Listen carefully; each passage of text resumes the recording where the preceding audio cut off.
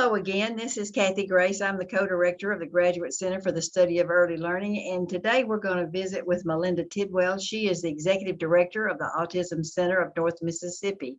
And Melinda, thank you so much for joining us today. And I know we have a lot to talk about in your world and how this affects children, not just with autism, but children that have learning delays or special conditions in which they're going to be requiring some special services. So Melinda, first of all, could you just tell us a little bit about yourself and how you got to this place in your life at this point, and then something about the Autism Center of North Mississippi?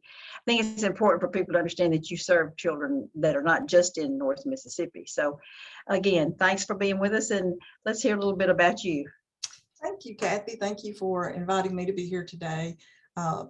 I started my career with United Way some 30 years ago, and back in, I guess about this time last year, about in October of last year, I was approached by a couple of board members from the Autism Center about coming and being the executive director here at the Autism Center. And after lots of discussions back and forth and a lot of prayer, I realized that God was calling me to do this. And so I began this journey in January. I've had a lot to learn because running the Autism Center is not like running most other nonprofits. And so I've had a lot to learn about how to run a clinic and healthcare and about autism and children with autism and families and what they face. Our mission here at the Autism Center is to provide hope, support, and empowerment for individuals and their families who are at all levels of the autism spectrum disorder through the science of applied behavior analysis. And if you're not familiar with autism, it is a broad range of conditions.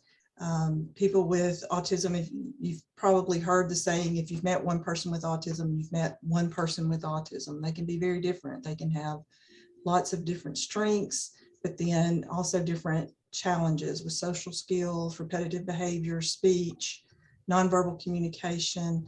And right now the CDC says that there's estimated to be 1 in 54 children in the US with autism.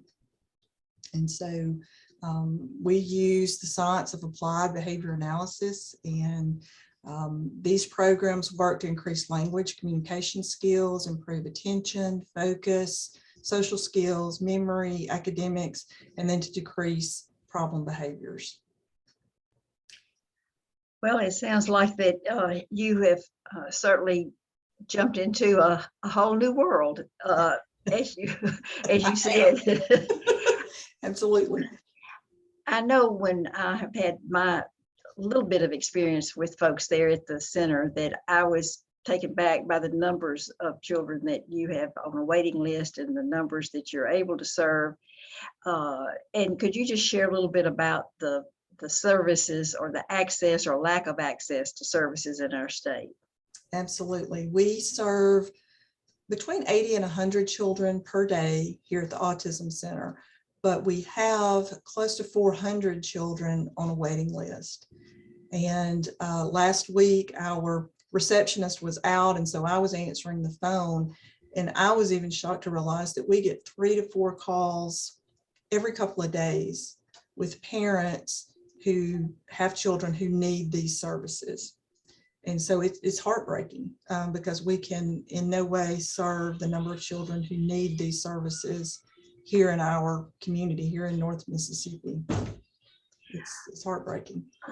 Now, are there other centers like this in the state, or is this, sort of a unique situation up in the northern part? My understanding is that we are the only nonprofit autism center in the state. There are other for-profit, there are other private practitioners, but there are not nearly enough. Kathy, there are, I think, 121 BCBAs. Those are the therapists who provide ABA therapy. There are 121 in the state with an estimated 13,000 children in the state with autism. And so there's not nearly enough BCBAs. This science, applied behavior analysis, is new to the state of Mississippi. Thankfully, both Ole Miss and Mississippi State now have programs to train BCBAs. It is a master's level program. And hopefully within the next couple of years, we're going to see the fruits of that. We're going to have BCBAs who will be graduating, but we have somehow got to find a way to keep these BCBAs in our state, because they can go to even Alabama and Tennessee and Louisiana and other states and make quite a bit more money than they're making here in the state of Mississippi. So we have to find a way to compensate them fairly and keep them in the state of Mississippi. You know, I hear that from a lot of people who are having problems with service providers, or with people even from childcare teachers, workers, to folks that are in health fields, social workers, and so forth. Do we have a solution at hand, or a possible solution at hand? Is there something that could be done to help? If Alabama can pay more than Mississippi, I don't think their average income per family is any greater than the Mississippi families. So what are some of the things that other states are doing, if you know anything about how the others are getting funds for this? Well, one thing that would really make a huge difference is if the state of Mississippi could increase the amount of Medicaid reimbursement for ABA services. Mississippi and Utah, I think, are at the very bottom of the list of reimbursement. That would have a huge effect on our program, because 90% of our children either have Medicaid as a primary source of insurance or as a secondary. And so we rely very heavily on Medicaid. But many private providers will not even accept children with Medicaid, because it's just not worth it to them. They can, and there are plenty of children that they can serve who have insurance. So we need to be able to increase those Medicaid rates so it is more attractive to those private providers, and so that it can provide more funds to organizations like ours to serve these children. Well, you mentioned that your waiting list was around 400. Now, at the rate that you can actually serve children, do some of them age out before you can actually get to serve them? Or are you like 2 years old through 18 years? Or what is the span of time that you're able to help folks? Yes, many do age out. Some move out of the community. So it's kind of a fluctuating number on that list, which is why it's hard for me to give you an exact number, but we do have around 400 on that list. And it is, we take children at different ages depending on what openings we have here at the center. Our treatment teams are based a lot on age and ability of the children. And so if there's an opening in one of our older programs, of course, we're going to take an older child from that list. But our best results come when we can get those children in early. Because if you think about, kind of as a graph, where a 2-year-old is going to start, and by the time they get to be 18 years old, if they were 2 when they started ABA services, that graph is going to have peaks and it's going to have valleys, but it's going to rise to a certain point. But if a child does not get to start until, let's say, they're 8 or 10, they're pretty much going to start at the same point as that 2-year-old. And there's just not going to be as much time. It's going to be much harder for them to learn these skills. They're just not going to get as high on that chart as they would have if they'd started at 2. And so, one of our goals is to try to serve these children as young as we possibly can. Well, I know from working with parents, when I was working in another part of the state doing another job, I had at one point 5 little boys in pre-K that all were on the spectrum. And the differences, as you mentioned, in behavior and in cognitive ability were evident. And so I had some support group meetings with the parents of those children. And I felt almost totally helpless in terms of how to provide them with the grit that it would take, as they would just be spent with regard to the energy level that they had put out, and the fact that they seemed to feel alone because they couldn't find the supports that they needed. Do you all do things for the families of the children, or the supports for the parents as well? Yes, we have had support groups. We provide education for parents, especially on specific things that they might be dealing with, like how to potty train a child who with autism, one that might be a little older, let's say 5, 6, 7, 8 years old, who's still not potty trained.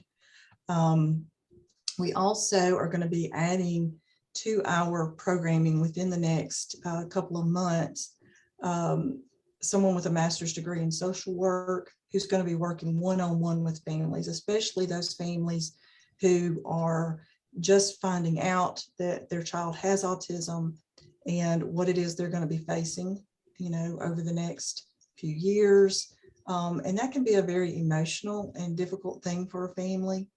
And so we wanted someone who could provide counseling to those families and who could be a liaison for the families that we already currently serve, because sometimes they need a voice, even within the center. They need someone who can kind of bridge that gap for them between what they understand and what they know and what the BCBAs are providing to the children, and just being able to get their questions answered, and also to provide more education to those families and to those parents as to what they can do at home to reinforce what they're learning here at the center. Well, I know that with federal regulations, school districts have some responsibility for children at age 3 and older, and then the health department from birth to 3. Are you all working with school districts in the North Mississippi area or beyond, so that your services are, the communication between the two service providers, I guess I would say, is in sync? And how does that work for y'all? We do. We actually have a whole team of 1 board certified behavior analyst and 6 technicians who work with her, who work in the schools. They work with several different school districts. They provide one-on-one help with children with autism and behavior problems within the schools. And they also work with the schools on a district level on things like training for teachers who are dealing with children with autism and other behavior problems. We also provide, especially in the summertime, and we've got another training coming up in about a month, for school teachers from anywhere in the state can come to this training, and one of our behavior analysts will train them on how to deal with children in the classroom who have autism. Is this something that will be through virtual, or was it in person? I just didn't know if you wanted to promote it and send it to us and we can promote it on our website. But if there's through school districts, or how you promote these kinds of things, I would imagine that teachers would want to have access to this. We do promote it through the school districts. It is in person. It will be here in Tupelo at one of our local churches, because they have a facility big enough for us to be able to host this. We can accommodate about 50 teachers, and we typically have more than that who are requesting these trainings. And so we try to do this periodically throughout the year so that we can get as many teachers trained as possible. But we'd be glad to send you, I'll be glad to send you information about the training. Well, you might want to consider doing something for the child care providers and teachers that may not be on that same mail out, or it may be a different population that you all would want to work up something. I know that they're always interested in how they can be better at what they do, just as the school teachers are. We would love to be able to work with the child care providers. I talked to a child care provider just a few weeks ago who had 3 children in her center that she believed had autism. I don't know if they had diagnosis or not, but she believed, and she was asking for some help. And so we would love to be able to work with child care providers to teach them. You mentioned parents just finding out, or then you just mentioned assessments. How would somebody go about getting a child assessed if they were a parent, a grandparent, a family member, or a teacher? If there's two different ways that you would have to go about getting the assessments done, uh, is that a costly thing? Is it something that requires a person-to-person assessment? Could you talk just a little bit about that? It is a person-to-person assessment, and you typically have to have a psychologist to actually give you a diagnosis of autism. And there are only a handful here in North Mississippi psychologists who provide this service because there again, many of our children are on Medicaid, and it is not as profitable for psychologists to provide these diagnoses to those children. But we have a handful of those who do. There are programs at Mississippi State, and I think at Ole Miss too, where you can get assessments. But I think that there's they're probably overwhelmed with the number of requests that they get for these assessments. But the first thing to do is to go to your pediatrician and let them guide you in how to go about finding someone to give you that diagnosis and whether or not they believe your child needs that diagnosis. But the first place to go is to your child's pediatrician. Well, it sounds like that there are several issues up and down the chain as far as lack of service providers, whether it's pediatricians or psychologists or therapists or people who could provide the liaison services to parents or the support to parents. And so I truly hope that parents will become united, and maybe they have been in terms of advocacy for their children. And it sounds like that these are some things that would require some adjustment or attention at the state level and not just at the local level, since you're talking about systems, Medicaid being one of them. And do you think that part of this is that it's not as well publicized as, say, other elements of education? Like we have to make that third grade reading score, that there's an academic driver behind a lot of conversations. And this has an academic component to it as well, but it's not only academics. Where do you see your work 5 years from now? Well, that's a really good question. And that's a question that we've been asking ourselves lately, is kind of where do we see us going with this? But one of the new programs that we're working on right now is a kindergarten simulation room where the children who are here at the center, they spend time in their therapy one-on-one with their therapist. But let's say a child's here for 4 hours a day.